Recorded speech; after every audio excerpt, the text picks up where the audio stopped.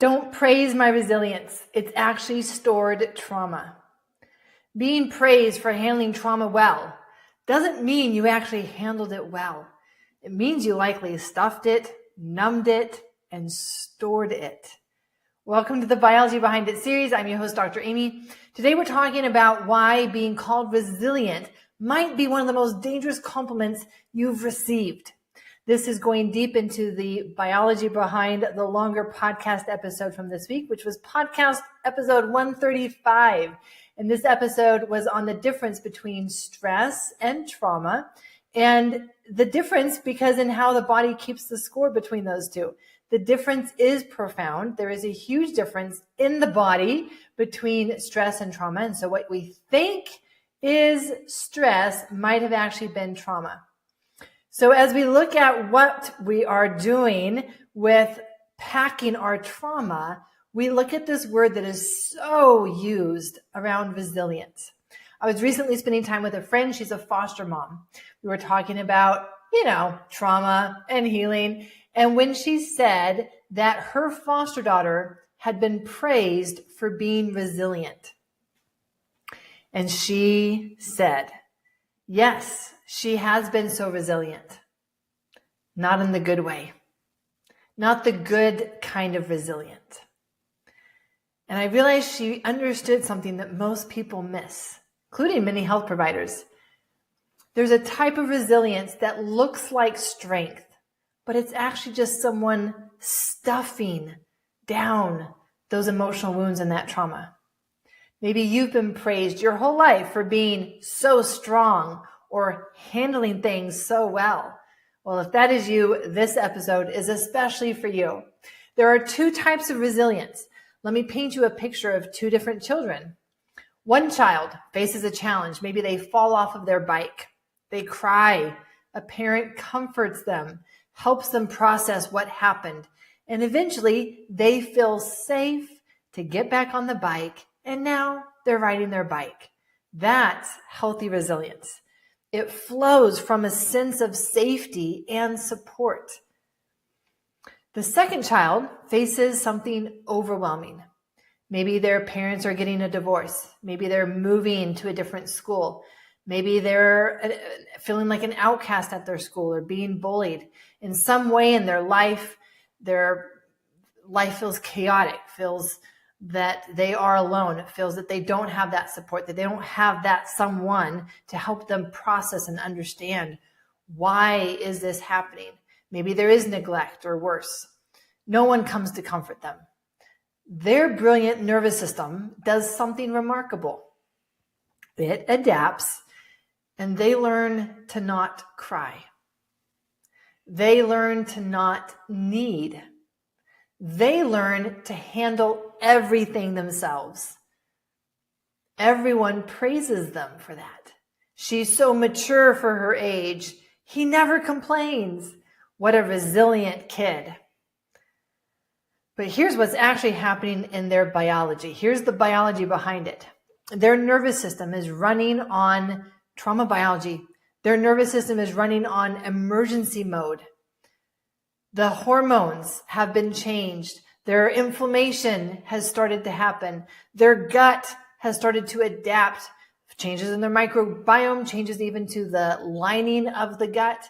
Their immune system is learning to attack, even attack itself, rather than to protect itself. Fast forward 20 years, that resilient child is now an adult with digestive issues, maybe autoimmunity, fatigue, brain fog, depression, anxiety, migraines, sleep issues. And when they go to the doctor, they're told, this is stress. You need to manage stress better. No, this is not just stress. This is the bill coming due for a lifetime spent in survival mode from past trauma. So this is the breakdown of what's actually happening in our body when we are being resilient in the trauma sense. When we experience ongoing overwhelm without support, Our nervous system is making a calculation. It says, we need to survive this. How do we survive this? We're needing to shift into a shutdown mode in order to function and just get through. This is how I survive. It's called trauma biology. That's why I wrote the book on it, The Biology of Trauma.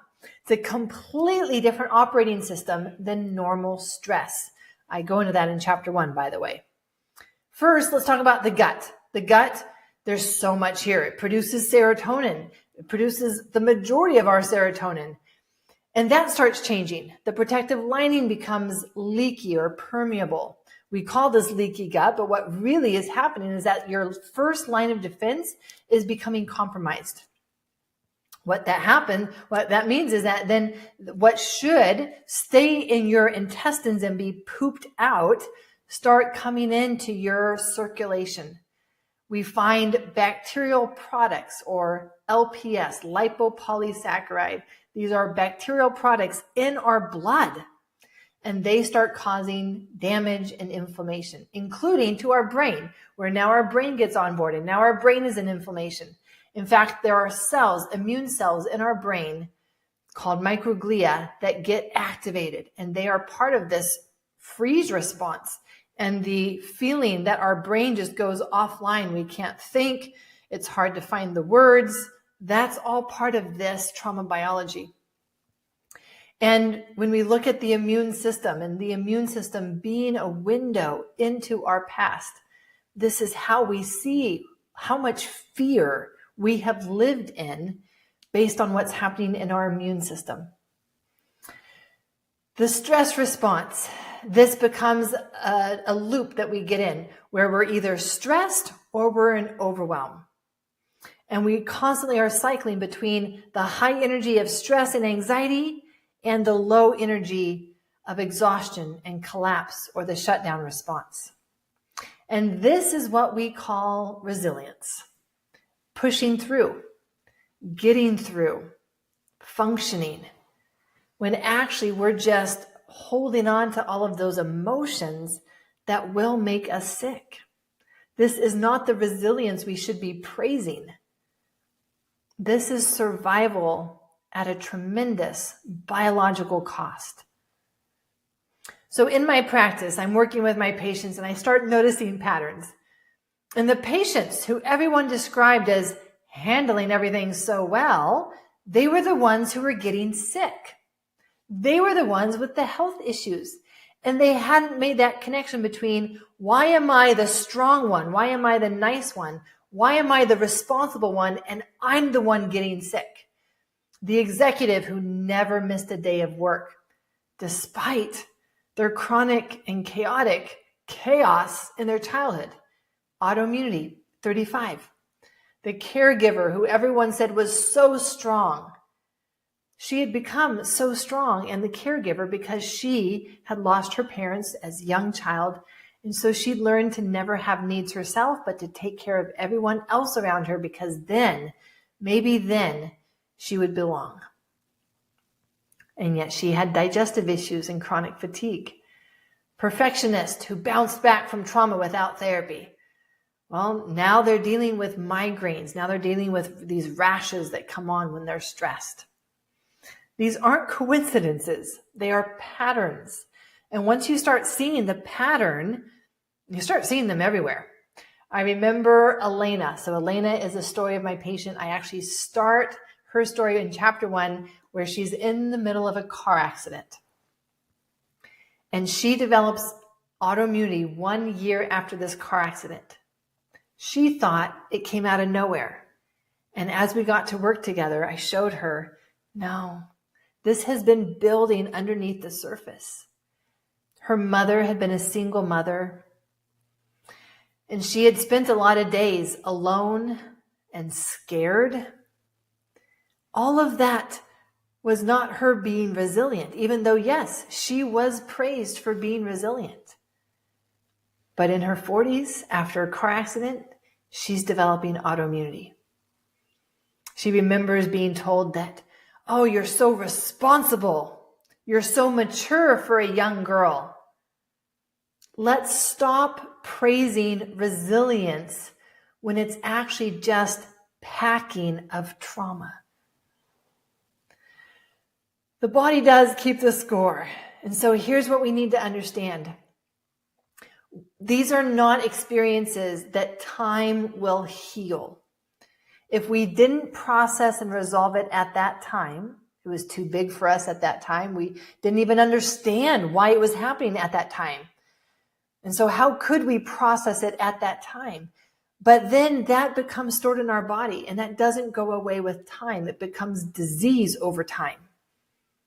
So every time that we had to be resilient, our body's keeping record.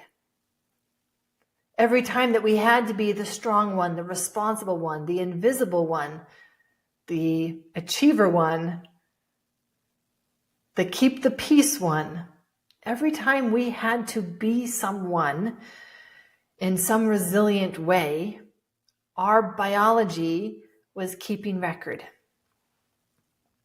You may not even have conscious memory of this, but your cells do, your mitochondria do, your metabolism does, your immune system does, your digestive system does. And this is why we can reach this point in our adult life and we can have done so much and we're still not at the place where we want to be. Or we do one thing, maybe we go on a specific diet and it works for a little bit, but then we're right back into that place. Or maybe we find a supplement or a treatment and we're like, oh, this works until it doesn't work. Or maybe we've done more of the therapy and the meditation, whatever it is that we've done, and it can work for a period of time, but it still doesn't get us to that place. And that's because you're not dealing with a nutrition problem. You're not dealing with a fitness problem. You're not dealing with a mindset problem.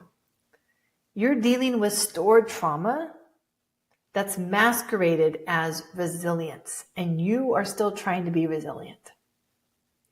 The research is clear on this. Adverse childhood experiences, or ACEs, directly correlate with adult chronic illness. We know this, so why do we praise resilience? And the more overwhelm that we have experienced in our lifetime, the more that has just compounded, making us at risk for getting stuck in all levels of our life, not just our health, but our mental health, our emotional health, our physical health, our relationships, our coping mechanisms, our sleep. It's all of it. So what do we do with this information? First and foremost, can we stop praising the wrong kind of resilience? When someone tells you how well they handled their trauma, what if instead of saying, wow, that's great, you're so strong, what if we could say, that must have been so hard for you at that time. That must have been so hard for you at that time. What if we could give ourselves that self-talk? What if we could look back and tell ourselves, wow, Amy, that must have been so hard for you at that time. It doesn't take away from the fact that I did survive. It doesn't take away from the fact that I was strong. It doesn't take away from the fact that I did function and push through. But it also acknowledges that there are emotions that are stored and stuffed and numbed that need to be able to be brought to the surface in order for us to stop living under the effect and the impact of those emotions from the past. And so if you are recognizing yourself in this episode, know that this is where we can start talking to ourselves differently and then doing better intentional repair. Because now that we can recognize, my resilience was actually me just packing my trauma well. Then we can move into the what do I do and repair it. And remember that healing requires 3 levels of repair. I go into depth in this in my book. This is all section 3. So the book has 3 sections. Section 3 is all on the 3 levels of repair and actually how to repair them. So let's talk about the mind level. The mind level is going back and looking at what are the beliefs that we hold about ourselves. What are the beliefs that then turn into behaviors and actions? Those are all parts. So there are different parts of us that have different beliefs. And we need to go back and repair the relationship with those young parts of us that got overwhelmed and who had to be the strong one in order to survive. They're still waiting for someone to come in and just sit with them and help them understand what happened and that it really had nothing to do with them. The other layer that will need to be repaired is the somatic repair. So your body holds this as a muscle memory. So we will need to use movements in our sensory nervous system in order to repair those associations because they've been what's called coupled. And when we, for example, smell lavender, then our brain associates, where else have I seen lavender in my lifetime? Oh yes, my childhood. And this person was wearing a lavender perfume and this is what they did and this is what I felt. Like those are the kinds of associations that our body holds in its muscle and cellular memory. And so unless we want to continue to have those kinds of responses every time we smell lavender, well, then we need to actually repair that level of somatic work. The cellular repair, the repair of our biology. Because trauma becomes our biology and not just our psychology, this will be an essential piece. We will need to look at the damage, the oxidative damage, the inflammation, the mitochondrial compromise, the nutrient deficiencies, likely a magnesium deficiency, for example. And this is how we build true resilience, is actually repairing so that at a cellular level, we have the money in the bank account. We have gas in the tank. We're not living from a place of depletion. We're giving from a place of overflow. And thus, instead of being the strong one from a place of having to push through and force yourself, you will be able to be strong from a place of true resilience and true sense of readiness. Our body does know how to heal. It does know how to get to this place. But when it has lived under this guise of this is what resilience looks like for so long, it's going to take quite a bit of work to reprogram our belief about resilience and our belief about ourselves and even who we are if we don't have to be that person anymore. You deserve more than survival. You deserve to actually heal. You deserve to actually live life no longer under the impact of the past. So let's stop praising our resilience if it's a false resilience where damage is still happening. And let's start seeing it for what it really is. Packing trauma, stuffing trauma, storing trauma. And this is how we then know the problem that we're dealing with, and we can apply the right tools, because now we'll know we need tools for trauma, for a biology of trauma, not just tools for stress and stress management. I'm your host, Dr. Amy. This has been the Biology Behind It mini-series. Until next time, lots of love.